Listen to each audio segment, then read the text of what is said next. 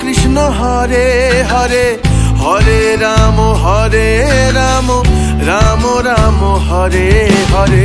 রাধে রাধে বন্ধুরা, সবাই কেমন আছো? সবাইকে স্বাগত গোপীনাথের চ্যানেলে। আজকে তোমাদের সাথে আমি শেয়ার করতে চলেছি স্কুল কলেজ স্টুডেন্টদের গোপাল সেবা। তোমরা দেখতে থাকো। বেশিরভাগ বলে থাকি যে স্টুডেন্টরা গোপাল সেবা করতে পারে, সেটা সময় অনুযায়ী তাদের হয় না বা সময়ের সাথে তারা পেরে ওঠে না। কেননা সকালে যাই স্কুলে, সকাল থেকে বাড়ি আসে সেই বিকেলে, সেই জন্য গোপাল সেবাটা তারা কিভাবে করবে? তাদের ইচ্ছা গোপাল সেবা করা, কিন্তু তারা পারছে না। আর বাড়ি থেকেও মানছে না যে কে করবে গোপাল সেবা। তুমি যদি স্কুলে যাও বা কলেজে যাও তাহলে কে করবে তোমার অবর্তমানে গোপাল সেবা? সেটার জন্যই বাড়ির অনেকেই রাজি হয় না। আর যাদের বাড়ি গোপাল সেবা করার অনেক লোক আছে, যেরকম ভাই বোন ঠাম্মা দাদা, তাদের তো কোনো অসুবিধাই হয় না।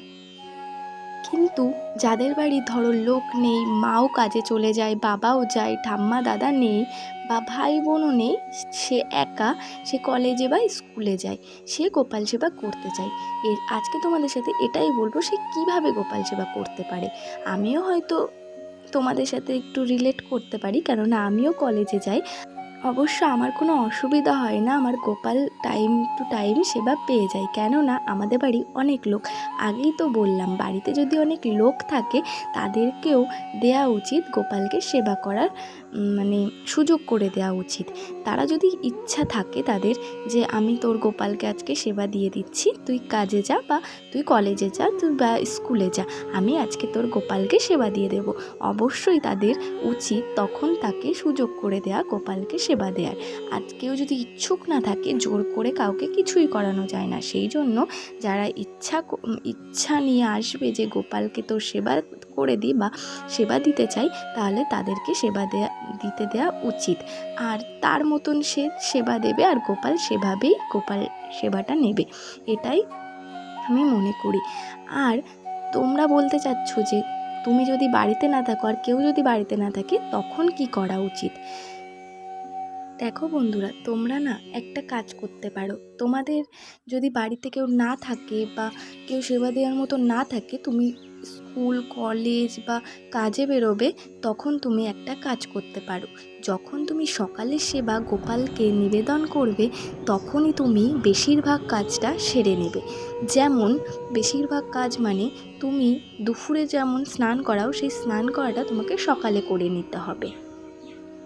আর কিন্তু অবশ্যই যখন তুমি গোপালকে স্নান করাবে বা গোপালকে তুমি দুপুরের জন্য প্রস্তুত করবে, দুপুরের সেবাটা বেশিরভাগ করে যাবে স্নান করানোর আগে তুমি অবশ্যই স্নানটা করে নেবে। তুমি শুদ্ধ কাপড়ে স্নান করে তারপর গোপালকে স্নান করিয়ে দেবে। আর আর করতে পারো যে দুপুরবেলা যা ভোগ দেবে সেটাকে তুমি গোপালের পাশে রেখে ঢেকে ধুয়ে যেতে পারো। আর যখন তুমি বাইরে বেরোবে তখন গোপালকে অবশ্যই বলে যাবে যে আমি থাকছি না, তুমি তোমার মতো থেকো, আর তোমার খাবারটা তুমি খেয়ে নিও, এইভাবেই বলে যাবে, তাহলে সুবিধা হবে। আর অবশ্যই গোপালের পাশে একটা গোমাতা রেখে দেবে, কেননা গোমাতা তো মায়ের মতনই দেখভাল করে, সেই জন্য একটা গোমাতা রেখে যাবে, তাহলে ওর কোনো অসুবিধাই হবে না থাকতে। আর দুপুরে যেই কাজগুলো তুমি করো সেগুলো তো আগেই বললাম, সেটা সকালে সেরে নিতে। আর সকালের ভোগটা তুমি দেওয়ার পরেই এগুলো রেডি করে যাবে। যেরকম সকালে তুমি ভোগ দাও ঘুম থেকে উঠিয়ে, তারপর ওকে খেতে দেয়া, মুখ ধোয়া, এগুলো করে তারপর তুমি মুখ না ধুইয়ে ওকে স্নান করিয়ে দেবে। স্নান করার পরে তারপর ওর সকালের ভোগ নিবেদন করবে।